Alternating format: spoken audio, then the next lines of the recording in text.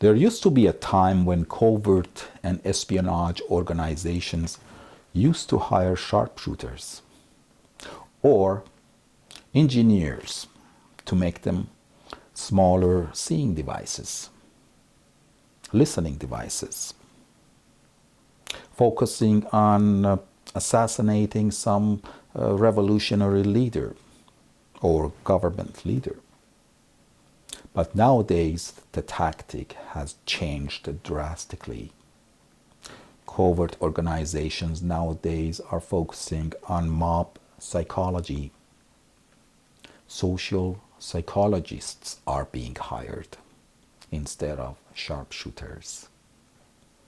Human behaviorists are being hired and working for the covert organizations of powerful countries. Religious and cultural expertise are being hired instead of engineers.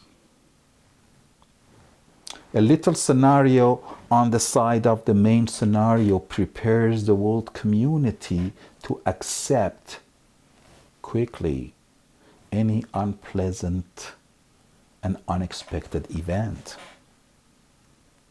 and get on with their lives without feeling much guilt under the complex plan of dehumanization of Iranian people, like dressed in unpleasant looking material, men with unshaved facial hair, women wrapped in dark colored veils or chadors, and those Islamic dresses.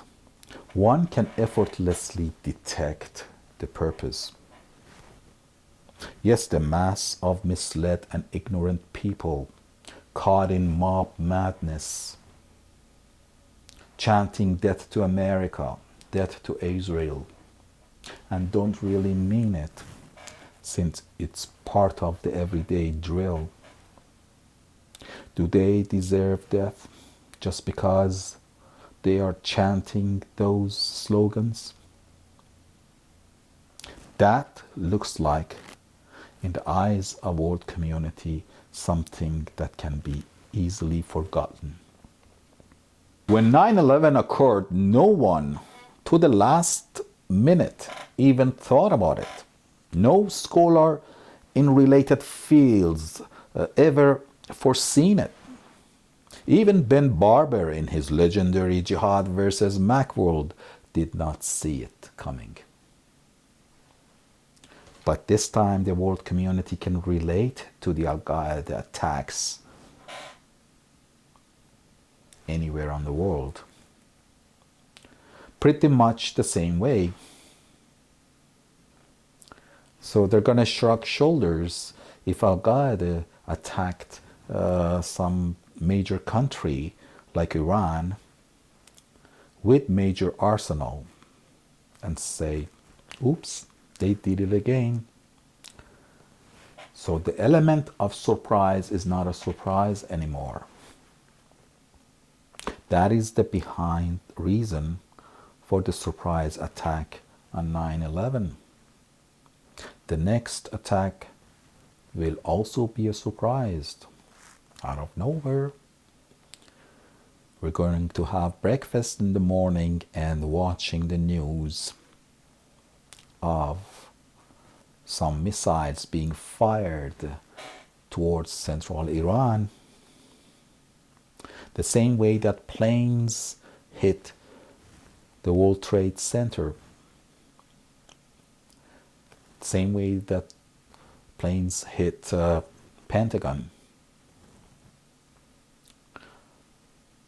The same way that those poor passengers in those planes were phoning their loved ones through their cell phones and telling these are the last moments of their lives and how much they love them.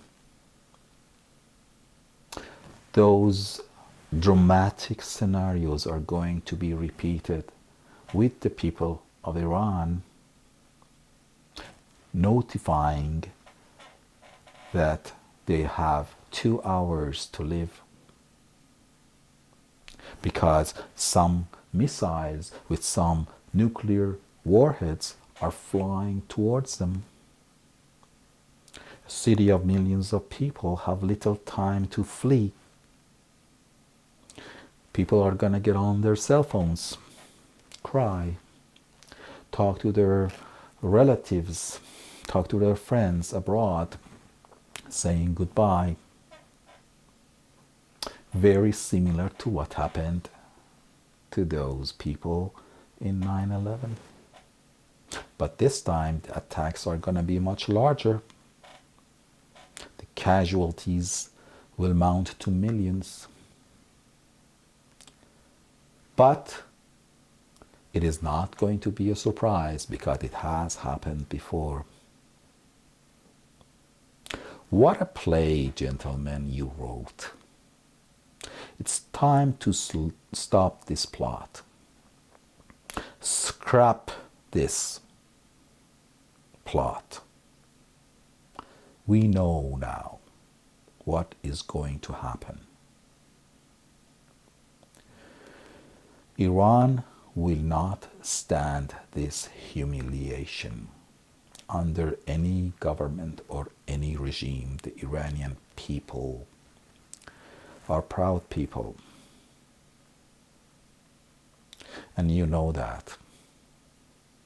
And in order to control that region, you must kill them. As the legendary poet Ferdowsi once said, چو ایران نباشد تن من مباد. بدین بوم و بر زنده یک تن مباد.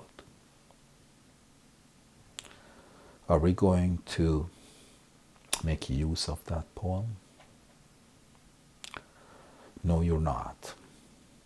I know you're getting there, but it must be stopped.